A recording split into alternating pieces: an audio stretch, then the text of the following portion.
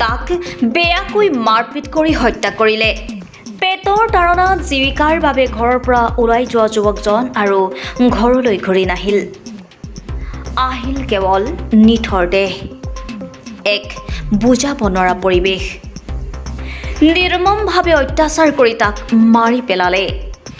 পিতৃ, মাতৃ আৰু চাৰিটিকৈ ল'ৰা-ছোৱালীক কোনে চাব এতিয়া? অতি দৰিদ্ৰ পৰিয়ালৰ যুৱক আছিল দেৱৰাম ৰাহাং। আমি হত্যাকাৰীক ফাঁচি হোৱাটো বিচাৰিছোঁ।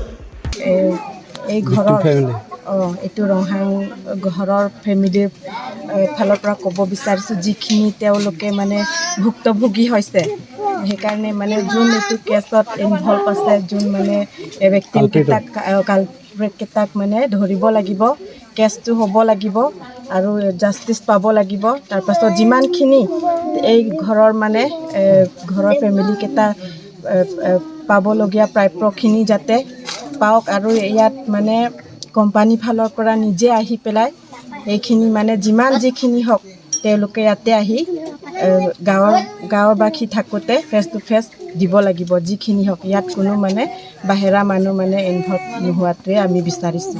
মিডিলমেনকেইটা ইনভলভ নোহোৱাটোৱে আমি বিচাৰিছোঁ। যিমানখিনি প্ৰাপ্য পাবলগীয়া হয় সেইখিনি যাতে কোম্পানীকেইটা আহি গোটেই গাঁৱৰবাসীৰ ওচৰত মানে দিয়ে, সেইটোৱে আমি বিচাৰিছোঁ। কালপ্ৰিটটো হেংডেড হ'ব লাগিব, জাষ্টিচটো পাবই লাগিব। কাৰণ এনেকুৱা আৰু মাত নামাতিলে এনেকুৱা আৰু আমাৰ ট্ৰাইবেল মানুহৰ কেনে হৈ থাকিব ভৱিষ্যতো। সেইকাৰণে যাতে ভৱিষ্যত আমাৰ ট্ৰাইবেল মানুহৰ এইবিলাক ঘটনা নহয়, সেয়াই আমি বিচাৰিছোঁ। এনে ঘটনাৰ সৈতে জড়িত আটাইকেইজনকে আটক কৰি উচিত শাস্তি বিচাৰিছে পৰিয়ালৰ লোকে। নহ'লে ট্ৰাইবেলৰ ওপৰত এনেদৰে আকৌ অত্যাচাৰ চলাই থাকিব সিহঁতে। এনেদৰে কৈ গ'ল পৰিয়ালৰ লগতে গাঁওবাসীয়ে।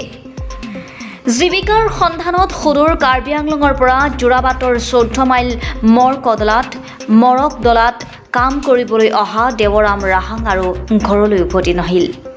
ঘৰখনত এতিয়া শোকাকুল পৰিৱেশ। দৰিদ্ৰতাই কোঙা কৰা ঘৰখনৰ একমাত্ৰ উপাৰ্জনকাৰী আছিল দেৱৰাম ৰাহাং।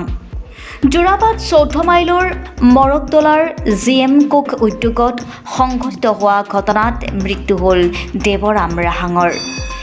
এনে সময়তে কাৰ্বি আংলঙৰ ডকমকাৰ দেৱৰাম ৰাহাঙৰ দুৰ্ভগীয়া পৰিয়ালটিৰ ঘৰত উপস্থিত হ'ল ট্ৰাইবেল এক্টিভিষ্ট ৰাজু দেউৰী। ডিমৰীয়া জিলা ট্ৰাইবেল সংঘৰ প্ৰাক্তন যুটীয়া সহ সাধাৰণ সম্পাদক কুশ বড়োৰ লগতে কেইবাজনো ডিমৰীয়াৰ জনজাতীয় লোক। তেওঁলোকৰ দাবী, দোষীয়ে উচিত শাস্তি পাওক আৰু পৰিয়ালটোৱে উচিত ক্ষতিপূৰণ পাব লাগিব। যোৱা 7 জুনত নিশা যোৰাবাট 14 মাইল মৰকদলাত থকা GM কোক উদ্যোগটোৰ মালিকপক্ষৰ লোকে সাধাৰণ কথাতে দেৱৰাম ৰাহাঙৰ লগতে কেইবাজনো জনজাতীয় লোকক গুৰুলাগুৰুলকৈ প্ৰহাৰ কৰিছিল। এনে ঘটনাৰ পিছত বেয়াকৈ আঘাতপ্ৰাপ্ত হোৱা 30 বছৰীয়া দেৱৰাম ৰাহাঙৰ লগতে ৰাতুল বে আৰু জয়ন্ত টিছুক চিকিৎসালয়ত ভৰ্তি কৰা হয় যদিও দেৱৰাম ৰাহাঙৰ মৃত্যু হয়।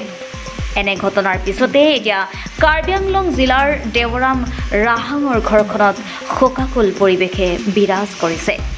সোণাপুৰৰ পৰা ৰমেশ দাসৰ ৰিপৰ্ট লাইভ অসম। যিটো বৰ্ণিহাটত যিটো ঘটনা ঘটি গ'ল GM কোকত, আমি শুনিছিলোঁ যে দেৱৰাম ৰাহাঙৰ মৃত্যু হৈছে। সেইটো কাৰণে আমি তেখেতৰ পৰিয়ালক খবৰ ল'বলৈ আহিলোঁ। আজি দেখিলোঁ ইয়াতে বহুতখিনি ৰাইজ আছে, তেওঁলোকে বিচাৰিছে যে এই কোম্পানীৰ যিখিনি মানুহখিনিয়ে দেৱৰাম ৰাহাঙক হত্যা কৰিলে তেওঁলোকক মানে ফাঁচি হোৱাটো বিচাৰিছে, আৰু তেওঁলোকৰ যাৰ লগত যোনে ইনভল্ভ আছে তেওঁলোকক গোটেইখিনি এৰেষ্ট কৰিব লাগে। আৰু দ্বিতীয় কথাটো হ'ল তেওঁলোকে কোম্পানীৰ ফালৰ পৰা যিখিনি ক্ষতিপূৰণ দিব লাগে তেওঁলোকে কোনো মিডিলমেন নোহোৱাকৈ তেওঁলোকে এই পৰিয়ালৰ লগত আহি এই ঘৰত আহি তেওঁলোকক ৰাইজৰ আগত সন্মুখত দিবৰ কাৰণে তেওঁলোকে অনুৰোধ কৰিছে।